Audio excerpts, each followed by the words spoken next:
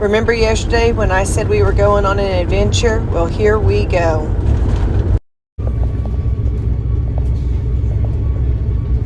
Alrighty, so today we are headed out onto the Athabasca Glacier, which is one of the outlet glaciers of the Columbia Icefield. So the Columbia Icefield, if you would imagine, is like a giant frozen lake feeding a bunch of giant frozen rivers. So it sits at about 3,000 meters elevation, but 1,000 meters up from where we're going to be today. And because it's so high up, that means that it's always below 0 degrees up there. And it's always snowing on the icefield. So the Columbia Icefield gets about 10 meters of snow a year. We need that snow to remain until the following winter. Have another 10 meters fall on top of that, compressing it down and slowly turning it into glacial ice through what we call the process of vertification.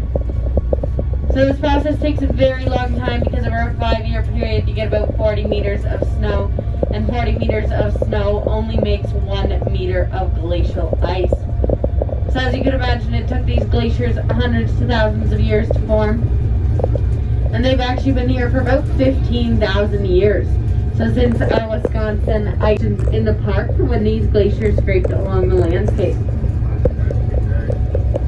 So our Columbia Icefield is the largest icefield in the Rockies. It sits at about 165 square kilometers.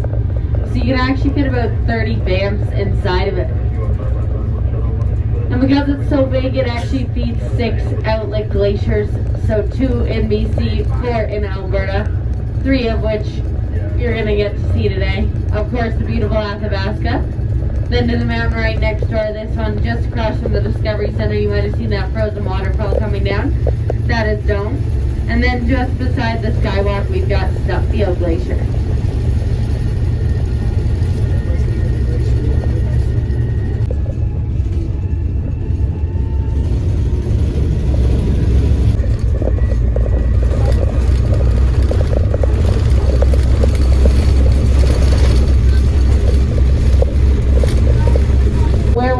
Today actually moves at about 30 centimeters or a foot a day, sliding down the valley.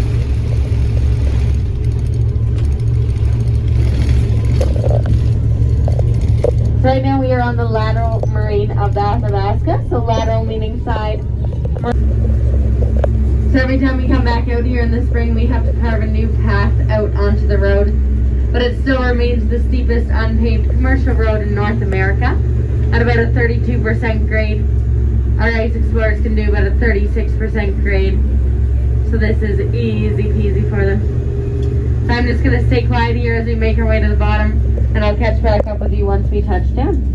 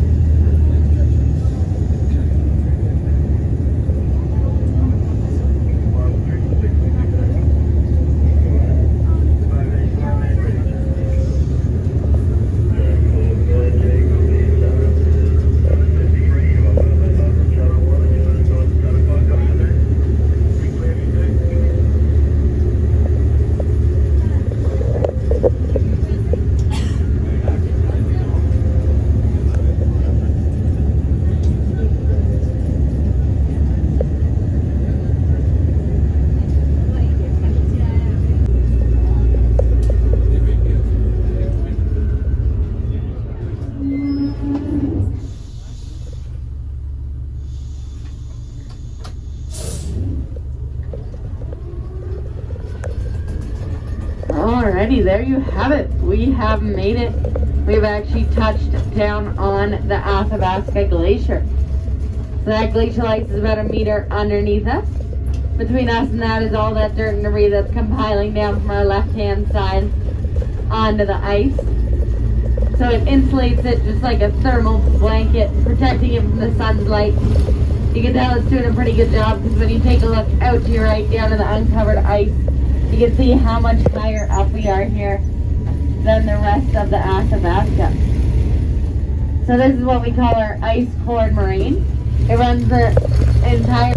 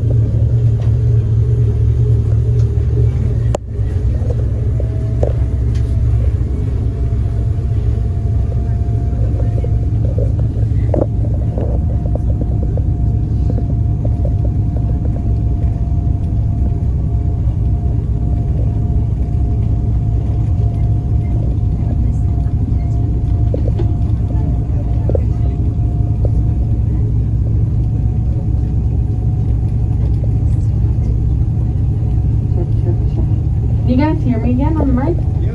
Perfect. Alright. So you can see that puddle that we drove through, that is called our tire wash. So we Velveto. So I'm sure you wore a black shirt on a hot day and definitely regretted it. It is the same as how this glacier is affected by the sun's light. So the darker the glacier is, the more the sun's light it will absorb, the quicker it will melt. So that's why it's incredibly important for us to keep the areas of the glacier that we can affect as light and white as possible in order to increase that albedo and decrease the melt out here. Because as you can tell, the Athabasca is covered in a dark layer. That is something called cryoconite. So the wind picks up dirt, dust, CO2, and ash particles, and they're carried out here. And of course, that natural buildup of dirt and dust makes the glacier melt faster. So that's why it's very important not to add to that.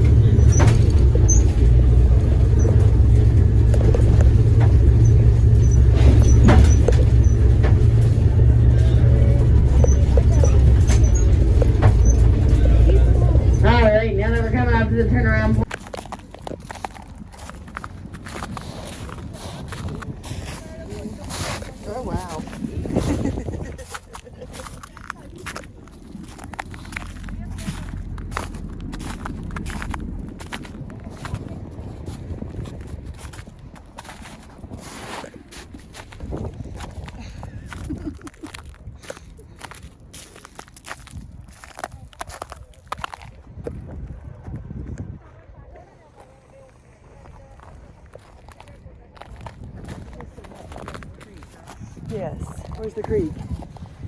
Okay. So there's places we'll just kind of sink. You kind of see the blue. And there's one of them sinking spots.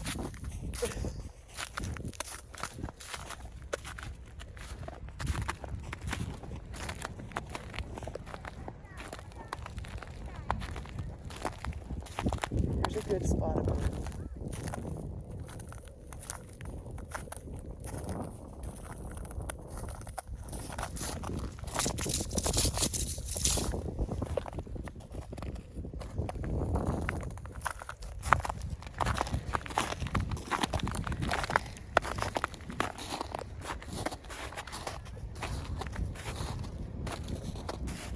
We have our good tennis shoes on. Wow.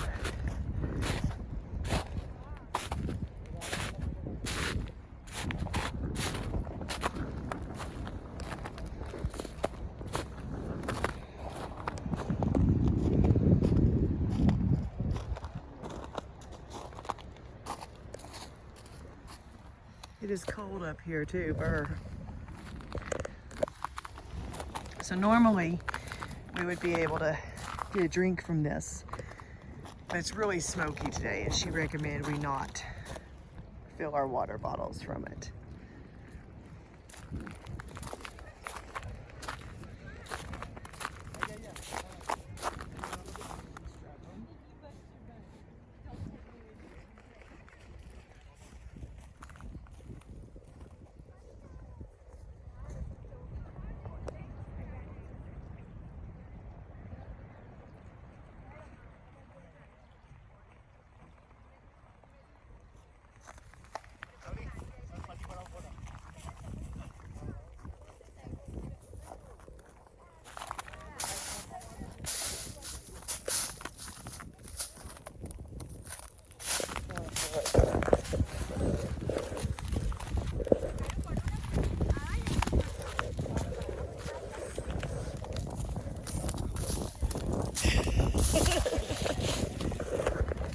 Look how clear it is, though.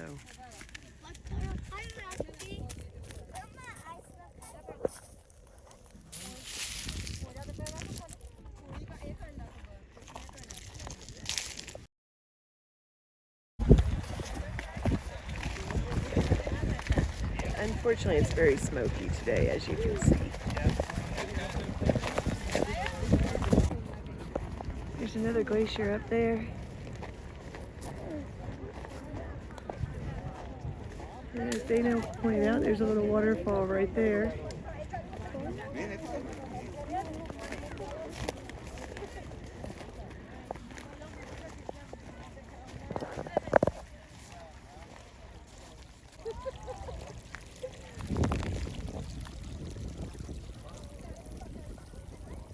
So something they were telling us is all that rock over there is on top of this glacier. Oh, there's another little waterfall right there. You can't see it, but this glacier goes way back that way.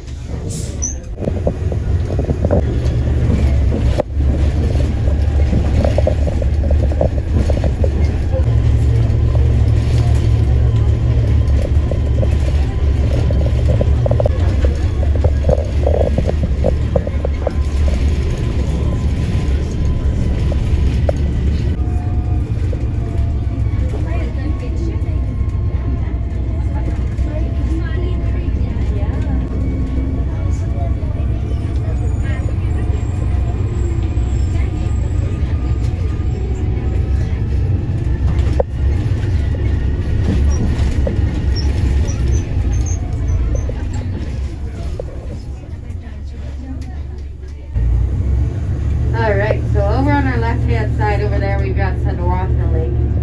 Sunwatha Lake's been here since about the 1930s from the meltwater. But even though it's quite a young lake, it's actually getting smaller over time. And that's because there's so much meltwater coming off of the glacier. And with all that meltwater also comes a lot of sediment, and that sediment is piling up in the lake and shrinking it. But that sediment is also responsible for that gorgeous turquoise color in our lakes in the Rockies. Because as the glaciers scrape their way along the valley floor, they actually crush down all the rocks underneath them into a fine powder. And this powder acts like a mirror effect with the sun, bringing back that brilliant turquoise color to the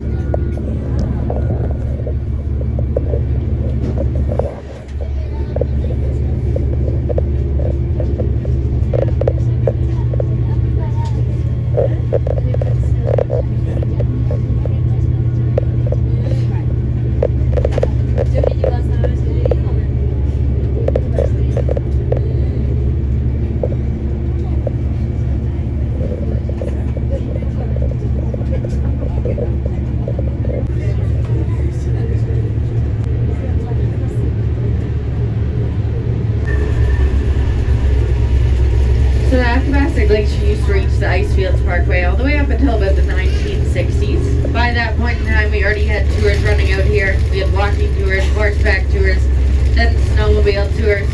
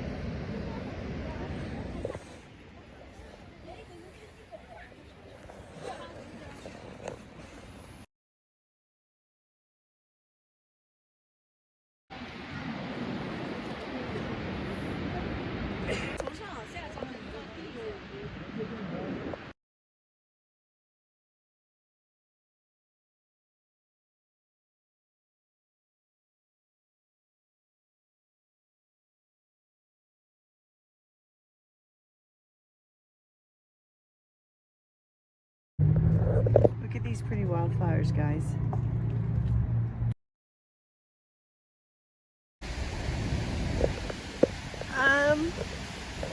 I don't know.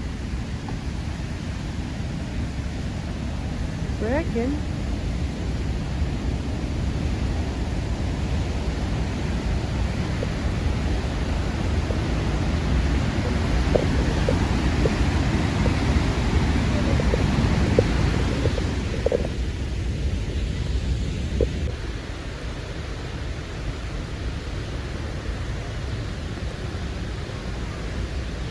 When I woke up, I told Dana we just had to walk up the hill. She said all we've done since we've gotten here is walk up the hill.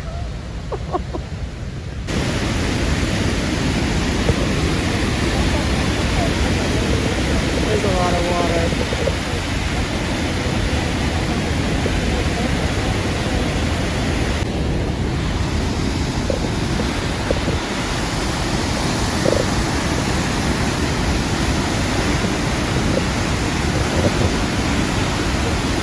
Water is moving.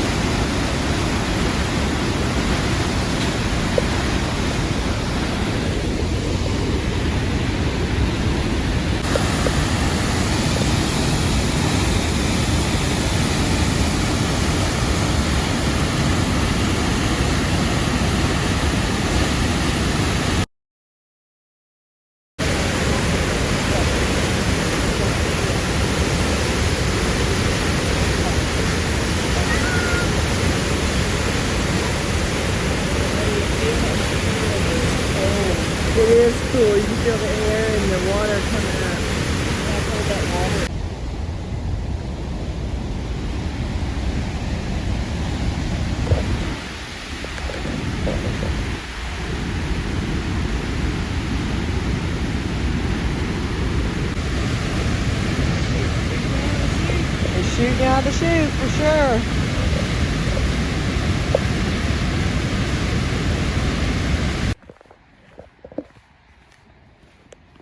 You can see the path has changed a little bit.